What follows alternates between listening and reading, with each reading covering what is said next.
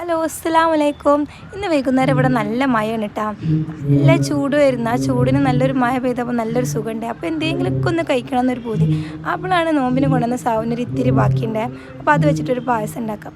അപ്പോൾ ഇന്ന് പഞ്ചസാര വെച്ച് കാരമൽ ചെയ്തിട്ടാട്ടോ പായസം ഉണ്ടാക്കണേ. അപ്പോൾ ഞാൻ 2 ടീസ്പൂൺ പഞ്ചസാര ഒരു പാനിലിട്ടിക്കാണ്ട് ഒന്ന് മെൽറ്റ് ആവുകയോളം ഒന്ന് മിസ്സാക്കണം കേട്ടോ. അപ്പോൾ മെൽറ്റ് ആയതിൻ്റെ ശേഷം ഇത്തിരി ചുടുവെള്ളം ഒഴിച്ച് കൊടുത്താൽ ഒന്ന് ലൂസാക്കിക്കാണ്ട് ഒരു പാത്രത്തിലേക്ക് മാറ്റി വെക്കുന്നുണ്ട്.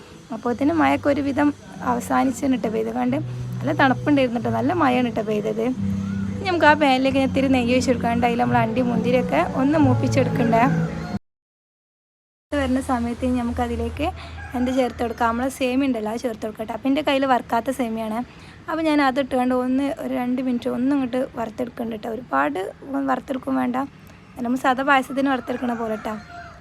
പിന്നെ അതിലേക്ക് ഞാൻ പാൽ ഒഴിച്ച് കൊടുക്കുന്നുണ്ട്. ഇനിയിപ്പോൾ പാലും ആ സേമിയയും പാടി ഒന്നും ഇങ്ങോട്ട് തിളച്ച് വരട്ടെ കേട്ടോ. ആ തിളച്ച് വരുന്ന സമയത്ത് നമ്മൾ സാവുനരി വേവിക്കാൻ ചെയ്യുന്നത് അതും ചേർത്ത് കൊടുക്കാണ്ട് ഞാൻ അതിലേക്ക് 2 ഏലക്കായ് ചേർത്ത് കൊടുത്തതാണ്. ഇപ്പോൾ ഇതാ നല്ല തിളച്ച് വന്നപ്പോൾ ഞാൻ അതിലേക്ക് ആ വേവിച്ച് വെച്ച സാവുനരിയും ചേർത്ത് കൊടുത്തതാണ്.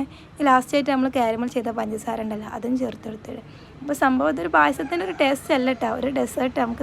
ഇത് നമുക്ക് തണുപ്പിച്ച് ഫ്രിഡ്ജിലൊക്കെ വെച്ച് കഴിക്കാൻ നല്ല ടേസ്റ്റ് ഉണ്ട് കേട്ടോ. അപ്പോൾ എല്ലാവരും ഒന്ന് ട്രൈ ചെയ്ത് കണ്ട് ഇഷ്ടപ്പെട്ട ലൈക്കും ഷെയറൊക്കെ ചെയ്യട്ടെ.